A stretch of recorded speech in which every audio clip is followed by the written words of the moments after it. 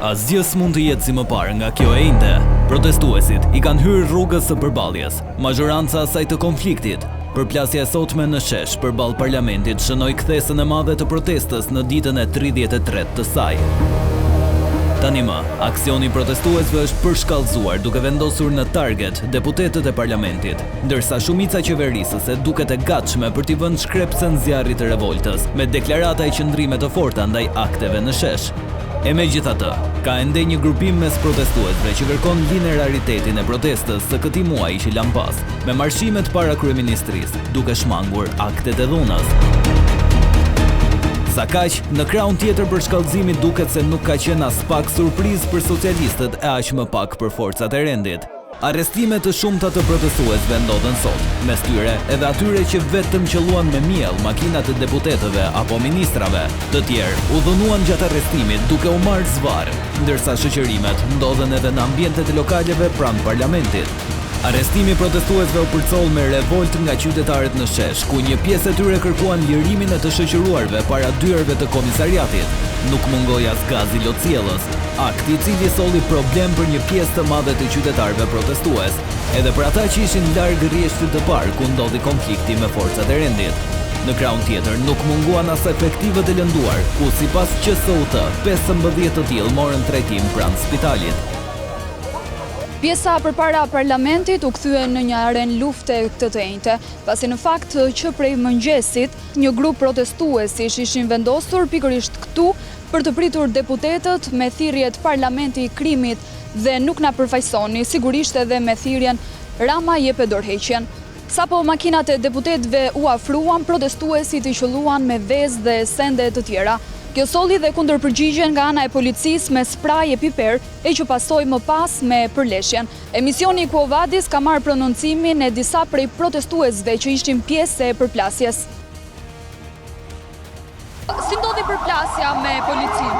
Ishim shumë qetësisht, ishim të ulur para parlamentit, filloi shtyrja, spostoni gjysmë metër, pastaj u dha urdhri nga policia që ne të përplaseshim fizikisht. Tani, me thënë të drejtën, jam shumë e prekur sepse nuk mund të trajtojnë qytetarët kur protestojnë shumë paqësisht në atë lloj mënyre. Çfarë po bënim ne? Po godisnim, po vrisim njeri. Këta kanë bandat e kriminalave që po vrasin fëmijë të rinj, gjyqërta. Pse nuk arrestojnë ata? Me çfarë sulmoi policia? Me çfarë ju sulmoi? Me gaz, me piper dhe me... Kemi qenë ulur si qytetarë të mirë dhe paqësor na morën zvarr. Na kanë marrë zvarr, ishim ulur. Na kanë gjujt me spraj, na vu spraj në kokë. Këta kriminella, bastard. Ishim ulur, me spraj piper na djegë kura. Na e hodhë surrat. Ishim ulur si qytetar. Të lirë ullu për tokë, nuk bërëm as i dëm. Erdhe na gjujtën. Po, me gaz lotësiellës kundër njerëzimit. Është protestë kundër Edi Ramës, kundër gjithë regjimit. Qytetarët ishin paqësor, protestues. Paqësor. Po kaloi aty, bom me gaz lotësiellës. Unë kam studiuar. Janë marrë pa ndonjë arsye. Janë të paktën të gjithë janë as nuk kanë gjuajtur me gjë, as nuk kanë bërë asnjë gjë. Pse provokuan dhunën sepse ato vëmje ministra donin të hanin bukë. Nuk po dilnin dot që të hanin bukë. Kjo është e vërteta. I mori uria, na njoftuan brenda parlamentit se nuk po dilnin dot për të hëngur bukë. Ndërkohë ne po hajm gazin lotësiellës, po hajm gurët dhe hajm dhunën e policisë. Kur ato plerët aty nuk hanin dot bukë, i kishte marrë uria. Por, cili ishte itinerari protestës së sotme? Gjithçka nisi pak pas orës 9 të mëngjesit, ku Kuvendi i Shqipërisë u blendua nga efektiv të shumt, autobot me ujë dhe kordon sigurie me gardh rreth gjithë perimetrit të godinës. Një përfaqësi e grupimit të protestuesve kishin njoftuar më herët se këtë të njëjtën në 10 të mëngjesit, në orën kur niste seanca plenare, do të mbanin një tubim. Pak minuta pas nisjes së protestës, nisën tensionet e para. Një pjesë e protestuesve arritën të shmangnin rrethimin metalik dhe të futen brenda perimetrit të sigurisë, duke tentuar të godasin me vezë dhe miell deputetët që po futeshin në seancë. E në fakt, të vetmet armë të protestuesve ishin bikurinat e vezëve dhe mielli. Ishte përplasje me policinë, ajo që solli më pas gurët. Pas kalimit të perimetrit nga protestuesit, nisën shoqërimet e tyre, ku disa u arrestuan edhe në ambientet e bareve pranë Kuvendit, ndërsa po tentonin të shkonin pranë deputetëve për t'i qelluar me vezë. Shkulja e gardhit metalik nga protestuesit solli kundër përgjigjen e efektivëve, të cilët me spraj dhe gaz lotësielës tentuan të shpërndajnë turmën. Pavarësisht masave të policisë, një pjesë e përfaqësuesve të mazhorancës nuk jo shmangën dot pritës me breshëri vezësh, mielli dhe me thirrje fyese nga turma. Shumica e socialistëve u futën në kuvend duke shmangur hyrjet kryesore. Madje disa tentuan të kalonin përmes ambienteve të qendrës tregtare pranë parlamentit për t'i shmangur protestuesit. Ndërsa u duk se u vendos qetësia në shesh, një tjetër valë fort përplasje do të ndodhte me daljen e deputetëve nga seanca.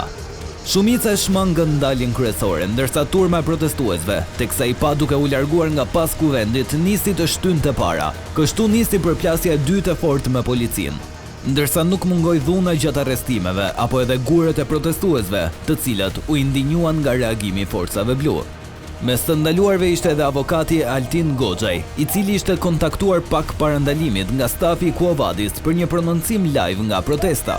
Me një mesazh nga qelia e komisariatit nr. 3, avokati Goxhaj shigjetoi kryeministrin, ndërsa tha se ishte ndaluar pasi kishte qelluar me një frut makinën e një deputeti. I quajtë me pjeshk makinës së deputetit. Sa kaq, për herë të parë nga disa protestues u sulmua një makinë policie pa efektiv brenda, ku u thyen xhamat e saj, ndërsa akti u shoqërua me thirrje të forta kundër qeverisë dhe forcave të rendit. Në total, policia shoqëroi dhe ndaloi 20 persona pas incidenteve që shoqëruan protestën para kuvendit. Mes tyre fatkeqësisht edhe individ që provuan hekurat e qelisë për pak orë, vetëm pse goditën me vezë drejt makinave të ligjvënësve, apo ndaj vetë deputetëve apo ministrave. Në reagimin e tij ndaj ngjarjeve të sotme, kryeministri Rama duket se në vetvete e përjetoi si një triumf politik për shkallëzimin e protestës drejt përplasjes. Kjo e sotmja pa dyshim nuk ishte një ditë për t'u krenuar. Dhuna është e papranueshme ndaj kujtdo, sidomos ndaj forcave të rendit. Por aq më pak, kjo s'ishte dita për të rrahur gjoksin dhe treguar arrogancën e pushtetit, qoftë edhe ndaj protestuesve që tejkaluan revoltën qytetare në akte përplasjeje. Dhuna e përdorur gjatë ndalimeve të protestuesve shkoi përtej, nxiti përplasje dhe me siguri do të krijojë përshtyllime të tjera në ditët në vazhdim.